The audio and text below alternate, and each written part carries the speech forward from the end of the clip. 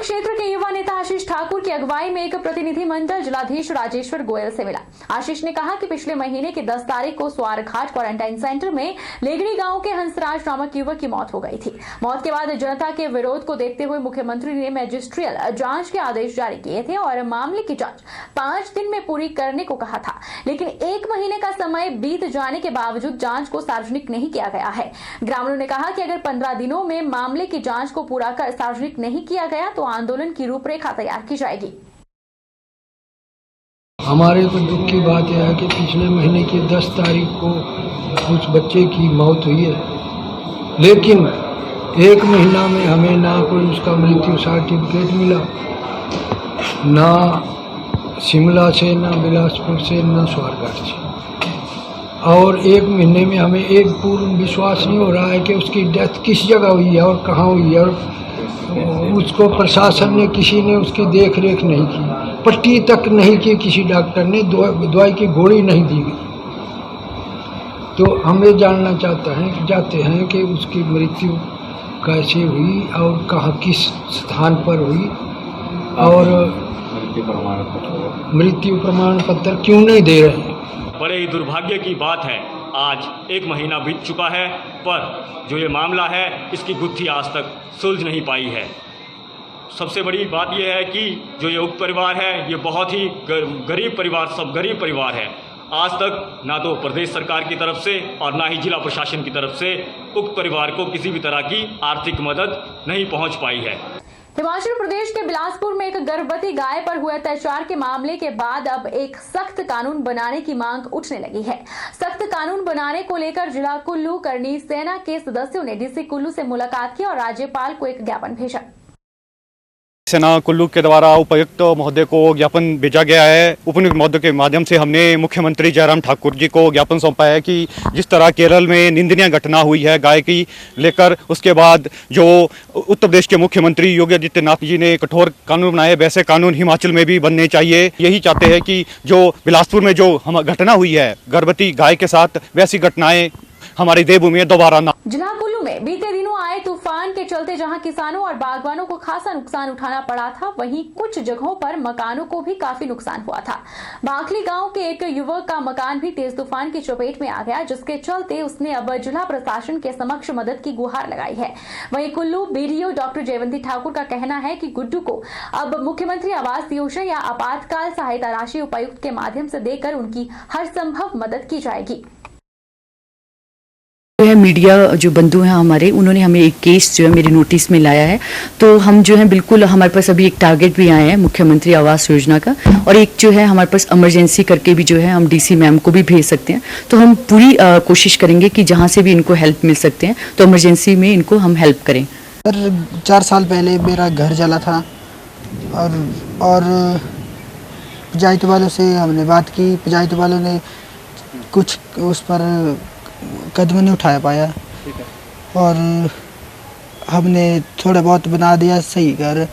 फिर अब 4 जुलाई हवा के कारण आया था, सारा घर टूट गया। से मिल के मैम ने कहा आपका घर का काम जल्द से जल्द निपटा देंगे हम। कुछ टाइम पहले इसका घर पूरी तरह से जला हुआ था, आज से 3-4 साल पहले, और 4 जून को आंधी तूफान आ गया और इसका घर पूरी तरह से तहस नहस हो गया, कुछ भी नहीं बचा। और इसके पापा का देहांत आज से 8 साल पहले हो चुका है, और अब सरकार से कुछ सहायता मांग रहा है, और मैडम जी ने आश्वासन इसको दिया है कि जल्दी से जल्दी इसका मकान का घर का काम जो लगा दिया जाएगा। रामपुर बुशहर में रक्तदान सेवा परिवार सोसाइटी की ओर से कोरोना महामारी के दौरान अपनी जान की परवाह किए बिना लगातार सेवाएं दे रहे लोगों को सम्मानित किया गया। शिमला जिला के कुमार सेन, ननखड़ी, रामपुर और कुल्लू जिला के कोरोना योद्धाओं को पहले फूल मालाओं से उनका स्वागत किया गया, उसके बाद उन्हें सम्मानित किया गया। इस तरह के सम्मान और स्वागत का मुख्य उद्देश्य ऐसे लोगों को सम्मान दिलाने के साथ उनका हौसला अफजाई करना था। किया जाए, रक्तदान लोग करें। और आज हमने जो यहाँ आज रखा था सम्मानित करने का, ये उनको सम्मानित करने का था जिन्होंने यहाँ पर कोरोना के समय में बहुत अच्छा काम किया है, चाहे वो मेडिकल साइड है, चाहे सिक्योरिटी साइड है, चाहे प्रशासन है, चाहे एनसीसी वगैरह है, जिन्होंने ये बहुत अच्छा काम किया उसको सम्मानित करने, उनको प्रेरित करने के लिए हमने जो है आज ये कार्यक्रम रखा था। और ये है, मैं सोचता हूँ कि लोग इससे कुछ सीखेंगे और आगे अच्छा काम करेंगे। आज इस रक्तदान सेवा परिवार का बहुत बहुत धन्यवाद करती हूँ कि इन्होंने हम लोगों को सम्मानित किया। और कोरोना वायरस की आपको पता ही है कि सब लोग बहुत ज़्यादा परेशान हैं और इस लड़ाई को लड़ने में हमने अपना सहयोग दिया और आगे भी हम इसके लिए अपना सहयोग देते रहेंगे और यही कोशिश करते रहेंगे कि हाँ, हमारी हर जिस जगह भी हमारी ज़रूरत पड़े हम वहाँ के लिए खड़े रहेंगे। मैं बहुत बहुत धन्यवाद करती हूँ। हम जो कोरोना महामारी है इसके प्रति हम प्रतिदिन काम कर रहे हैं और लोगों को अवेयर कर रहे हैं इसके प्रति कि कोरोना क्या चीज़ है, मतलब इससे कैसे लोगों को बचाया जा सकता है। हम प्रतिदिन घर से मतलब जाके लोगों को अवेयर कर रहे हैं, उनके घर घर जाके जो हमारे बाहर से आ रहे हैं उनको हम क्वारंटाइन कर रहे हैं घर में जाकर 14 दिन के लिए, तथा उनको बताया जा रहा है कि इस 14 दिन में किस तरह से आपको रहना है और क्या चीज़ें मतलब क्या सावधानियाँ बरतनी है। और आज हमारे को रक्तदान शिविर के द्वारा सम्मानित भी किया गया है। ठीक है सर। घुमारवीं शहर के लगते NH 103 शिमला धर्मशाला पर कलरी के पास स्कूटी और ट्रक की टक्कर होने से स्कूटी चालक युवक की मौत हो गई। ट्रक घुमारवीं से हमीरपुर की तरफ जा रहा था और युवक घुमारवीं की तरफ आ रहा था। घायल युवक को स्थानीय लोगों ने गाड़ी में घुमारवीं अस्पताल लाया, जहां डॉक्टरों ने मृत घोषित कर दिया। जिस युवक की मौत हुई है वह अमेजोन में डिलीवरी बॉय का काम करता था। मृतक युवक की पहचान कदरौर पंचायत के गाँव चकली के विजय कुमार पुत्र भाग सिंह उम्र लगभग 28 साल के रूप में हुई है। घुमारवीं थाना पुलिस ने मामला दर्ज कर लिया है और छानबीन की जा रही है। दिनांक 9/6/2020 को थाना घुमारवीं में इंफॉर्मेशन मिली थी कि कलरी के पास एक ट्रक और स्कूटी का जो है एक्सीडेंट हो गया है, जिस पर पुलिस जो है मौका पे गई और वहाँ पे देखा गया कि जो स्कूटी का चालक है उसकी मृत्यु हो गई है और जो ट्रक ड्राइवर है वो वहाँ से फरार हो गया था। इसमें ट्रक ड्राइवर के अगेंस्ट जो है मुकदमा दर्ज कर दिया गया है तथा इसमें अन्वेषण जो है जारी है और उसकी तलाश भी जारी है। हिमाचल प्रदेश में कोरोना वायरस के मामले लगातार बढ़ते जा रहे हैं, जिसके चलते संख्या 400 के पार पहुंच गई है। लेकिन प्रदेश के कई जगह ऐसे भी हैं जहां रिकवरी रेट सबसे बेहतरीन माना जा रहा है। उन्हीं में से एक है चंबा जिला। चंबा में सबसे पहले कोरोना वायरस के मामले सामने आए थे, जिसके बाद प्रदेश के दूसरे जिलों में मामले सामने आते रहे। लेकिन जिस तेजी के साथ चंबा में मामले सामने आए थे, उस गति के साथ ये मामले आगे नहीं बढ़ सके। इसके लिए स्वास्थ्य विभाग की जागरूकता भी काबिले तारीफ है। चंबा के जिला स्वास्थ्य अधिकारी डॉक्टर गुरमीत कटोच का कहना है कि चंबा जिला में 32 के करीब संक्रमित मामले सामने आए थे, जिनमें अभी तक 18 लोग ठीक होकर अपने घर जा चुके हैं, लेकिन अभी भी 14 लोग संक्रमित हैं, जिनका इलाज चल रहा है। चंबा जिला में अब तक हम लोगों ने तकरीबन 5035 जो है वो अभी तक टेस्ट किए हैं। उसमें से जो है 32 जो थे वो पॉजिटिव आए थे। अभी जो है हमारे जो है 14 केसेस जो हैं वो एक्टिव हैं, जो कि उपचाराधीन हैं, और 18 लोग जो हैं वो ठीक स्वस्थ होकर के अपने घरों में जा चुके हैं। हम ये बोल सकते हैं कि लगभग जो है हमारा 56% जो है वो हमारा क्योर रेट है।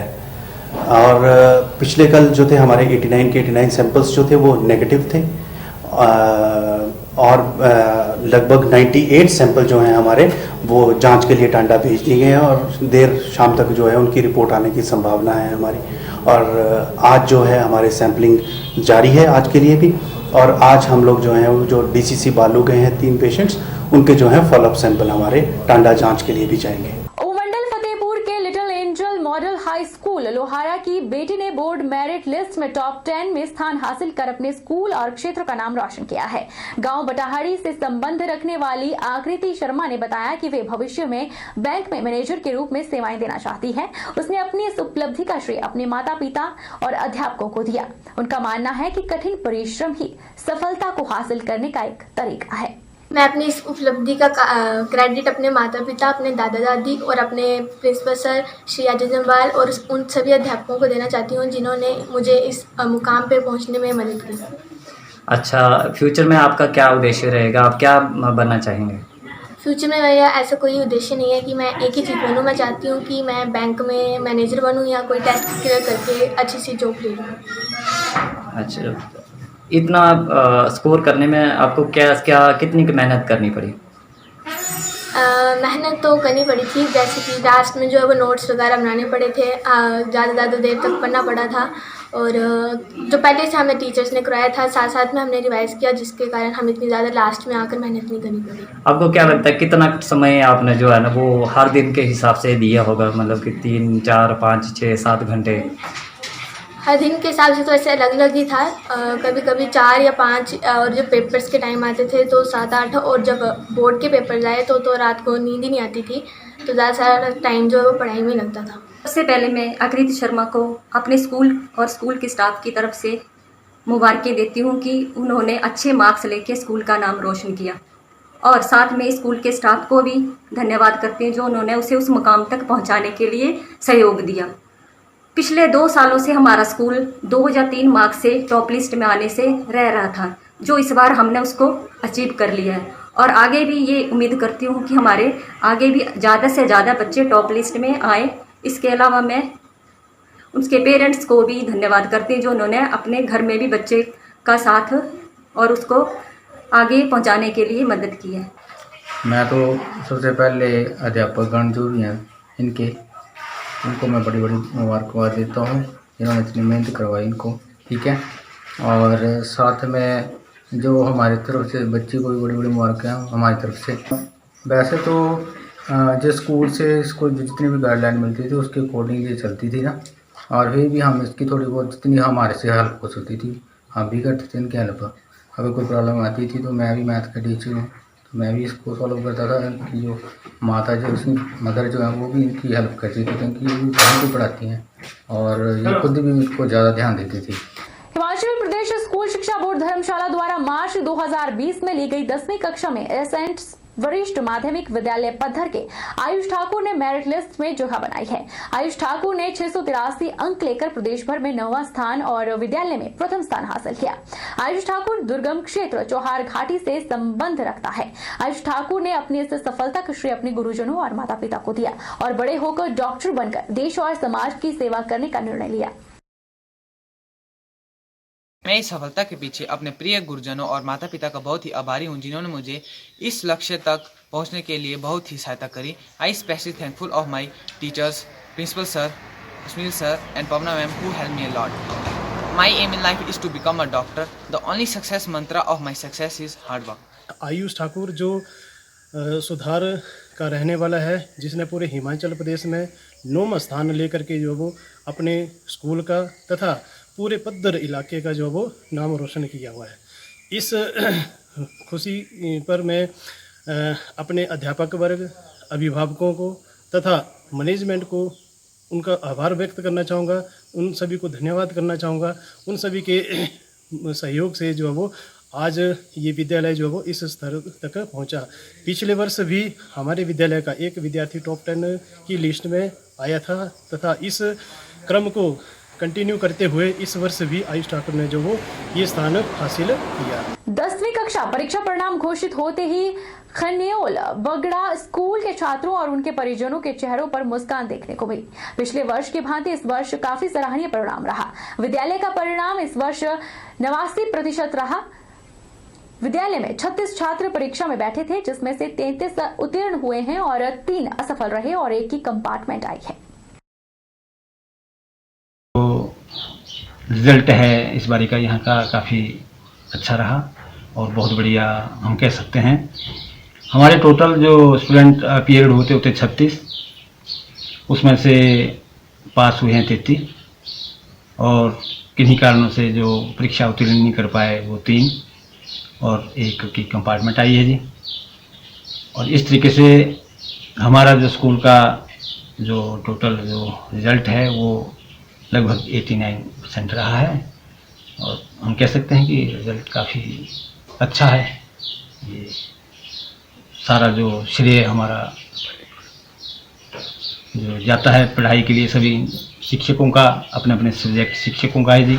और उससे ऊपर जो इसकी जो मेन जो श्रेय जाता है वो हमारे प्रधानाचार्य जी का है। उनके मार्गदर्शन में उन्होंने जिस तरीके से हमें मार्गदर्शन दिया पूरे साल में पढ़ाने का, हर एक अध्यापकों ने उसको पालन किया और वो बार बार प्रधानाचार्य महोदय हमें बताते रहते थे कि भाई इस तरीके से हमने पढ़ाई करनी है, नए नए जो टेक्निक है उसको अपनाने का, तो जिसका परिणाम हमें आज मिला है कि रिजल्ट हमारा काफ़ी अच्छा है। रुकेंगे छोटे से ब्रेक के लिए, ब्रेक के इस बार फौरन लौटेंगे, आप बने रहिए हमारे साथ।